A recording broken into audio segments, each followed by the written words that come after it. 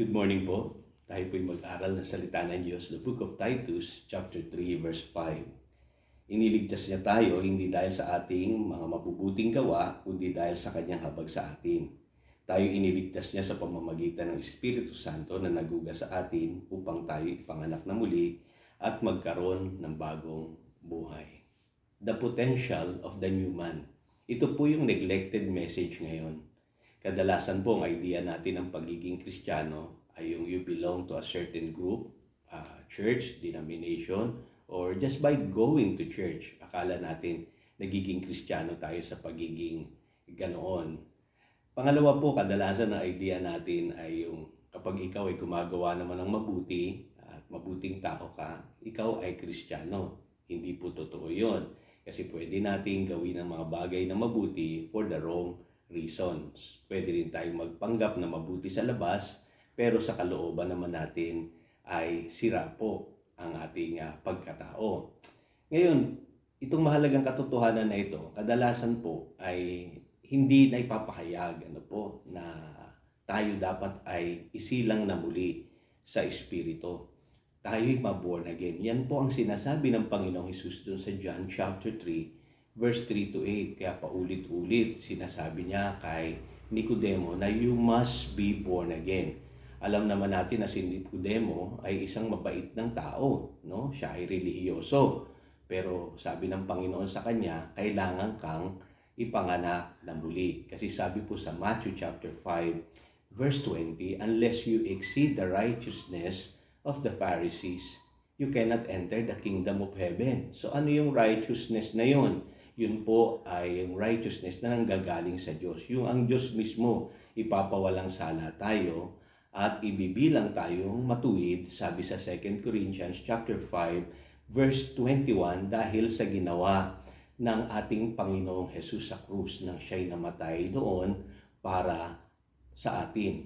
At alam po natin na ang katuwiran ng tao ay hindi acceptable sa harap ng Diyos. Sabi ng Romans chapter 3, verse 23, for all have sinned and come short of God's glory. At sabi sa Isaiah 64, verse 6, all our righteousness are like filthy rags, maduming basahan lang sa harap ng Diyos. Yan bakit po ang hinahanap ng Diyos ay perfect righteousness. At yan po ay nangyari nung ang ating Panginoong Jesus, ginanap niya yung ultimate sacrifice sa cross, ibinigay niya yung kanyang buhay at siya ay binilang na makasalanan para sa atin.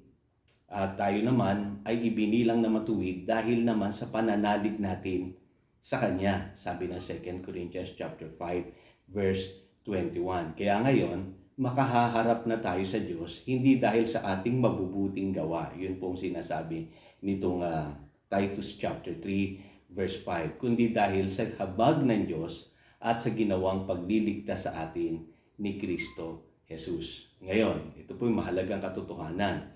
Hindi lamang po tayo saved or forgiven.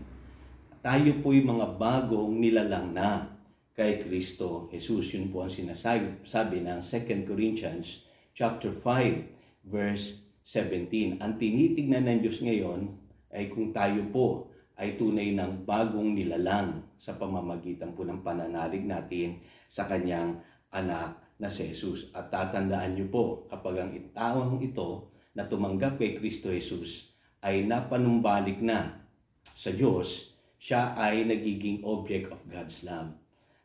Bilang mga bagong nilalang kay Kristo Jesus, tayo po ay object ng pag-ibig ng Diyos.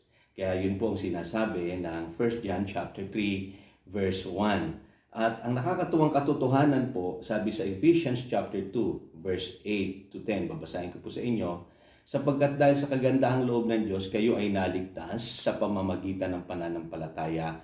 At ang kaligtasan ito, kaloob ng Diyos at hindi sa pamamagitan ng inyong sarili. Hindi ito bunga ng inyong mga gawa, kaya walang dapat ipagmalaki ang sinuman. So maintindihan niyo po ngayon, ang Diyos na ang naluluwalhati sa ating mga buhay. Hindi tayo pwedeng magmalaki dahil lahat na ginawa niya upang maligtas ang tao. Ang kailangan lamang po natin gawin ay manampalataya sa mga katotohanan yan. At sabi po sa verse 10 ito po, sapagkat tayo'y nilalang ng Diyos, nilikha sa pamamagitan ni Kristo Jesus. Now, tignan nyo po, no? Itong verse na ito, nagsasabi na tayo'y nilikha sa pamamagitan ni Kristo Jesus. So, hindi po ito yung pagkapanganak natin sa mundong ito, isinilang tayo. Hindi po. Ang tinutukoy po dito ay yung bagong creation na nilikha sa pamamagitan ni Kristo Jesus, yung new birth. Ano po? Sabi rito, upang iukol na natin ang ating buhay sa paggawa ng mabuti, yun ang layuning pinili ng Diyos para sa atin noong una paman. Saka lamang po idinagdag yung paggawa ng mabuti ngayong tayo'y bagong nilalang na. Bakit ganun po? Kasi sa totoo lang po, hindi talaga natin kayang gumawa ng mabuti sa sarili nating kaparaanan unless baguhin ng Diyos ang ating puso, ang ating spirito. Doon lamang tayo magiging mabuti sa paningin ng Diyos at makagagawa ng mabuti dahil tayo'y naligtas na at isinilang na muli sa Espiritu. At alam niyo po, with that, makakasunod na po tayo sa kautusan. Sabi ng Galatians chapter 5 verse 22, ang bunga ng Espiritu Santo ang magbibigay sa atin na kakayahang makagawa ng mabuti at walang kautusan laban doon.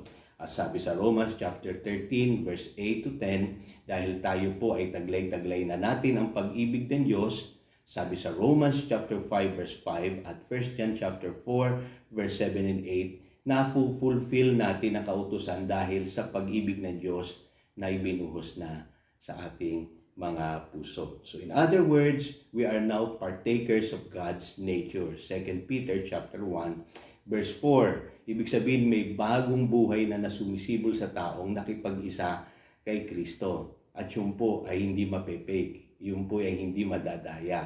Kasi yung buhay na yon ay tunay na nanggagaling sa Diyos. Dito nating masasabi tayo'y nasa katotohanan na dahil tayo ay pinalaya na ng Diyos sa kapangyarihan ng kasalanan at tayo'y namumuhay na ng sang-ayon po sa kanyang kalooban. So again, ito po si Pastor Jojo nagpapaalala upang tayo po'y daluyan ng pagpapala, manatili po tayo sa kanyang salita.